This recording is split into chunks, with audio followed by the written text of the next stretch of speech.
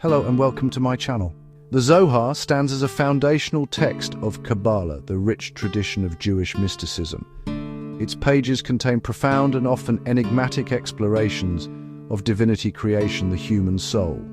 For centuries it has drawn seekers into its depths, promising a more intimate understanding of the universe and its creator. However, this powerful book is accompanied by an equally powerful and persistent warning. A long-standing tradition advises against studying the Zohar before reaching the age of 40. This piece of guidance is not a mere suggestion. It carries significant cultural and spiritual weight within many Jewish communities, shaping how generations have approached this central work. This essay will examine this traditional prohibition with a calm and scholarly eye. The central question is direct: should one read the Zohar before the age of 40? To answer this, we must look beyond simple acceptance or dismissal of the warning. It is necessary to understand its origins, the reasons behind it, and the potential effects, both claimed and observable, on the reader. The warning against studying the Zohar before 40 is not an invention of modern times.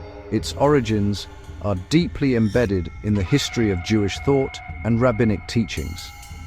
While not a formal law in the Talmud, older Jewish sources restrict access to esoteric knowledge. The Mishnah, in Tractate Hagiga, cautions against teaching the secrets of creation, Ma'aseh Bereshit, and the divine chariot, Ma'aseh Merkavah. These injunctions set a precedent, limit mystical study to a select few, those who are mature and intellectually prepared.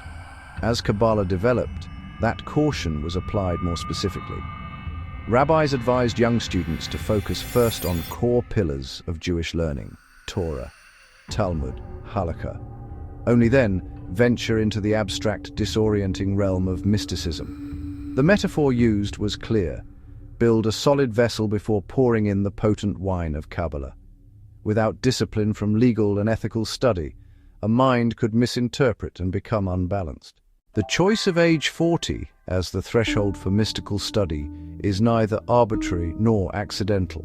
Within Jewish thought, the number 40 is imbued with deep symbolic meaning, representing a period of transition, maturation, and the attainment of a new level of understanding. This symbolism is woven throughout the biblical narrative, reinforcing the idea that 40 years marks a complete and transformative cycle. Moses, for example, spent 40 days and 40 nights on Mount Sinai before receiving the Torah, a period of intense spiritual preparation. The Israelites wandered in the desert for 40 years, transformed from slaves into a nation ready to enter the Promised Land. This recurring motif establishes 40 as the age of intellectual and spiritual maturity.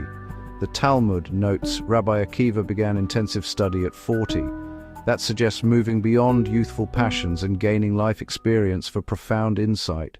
The traditional apprehension surrounding the premature study of the Zohar was rooted in tangible fears about its psychological and spiritual impact. The primary concern of the teachers and rabbis was that the powerful, symbolic, and often paradoxical content of mystical texts could induce a state of mental or emotional disequilibrium in an unprepared reader. The Zohar describes the divine world using potent, sometimes unsettling, imagery of light and darkness, union and separation, cosmic forces in conflict. For a mind not trained to understand these descriptions as allegory, the experience could be profoundly frightening or disorienting, leading to what was seen as a spiritual injury. Historical and anecdotal reports detail a range of adverse effects. These accounts vary in their specifics, but often share common themes. Some individuals were said to have experienced overwhelming anxiety. From a modern psychological perspective, the traditional warning about the Zohar is remarkably insightful.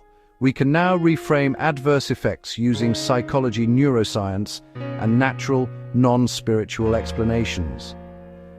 Intense focus on a dense, esoteric text like the Zohar can induce altered states of consciousness. Prolonged deep concentration, especially with lack of sleep, poor nutrition, can lead to otherworldly feeling experiences rooted in brain function, heightened sensory perception, mild dissociation. Expectation matters. This is called the nocebo effect, the inverse of the placebo effect. If someone reads the Zohar believing it's dangerous, in light of both traditional wisdom and modern understanding, how should a curious person today approach the Zohar? The path forward is not one of absolute prohibition, but of cautious, guided engagement. The age of 40 is less a rigid rule, more a symbol of necessary readiness. For the modern seeker, readiness can be cultivated through a deliberate, mindful approach. First, build a solid foundation. Before diving into the Zohar, invest time in clear scholarly introductions to Kabbalah history core concepts, symbolic language explained in simple terms. Second, a guide matters. Study with a teacher remains relevant today. Join a study group. Thank you for listening, and please like and subscribe so I can create more content like this. Thank you for watching.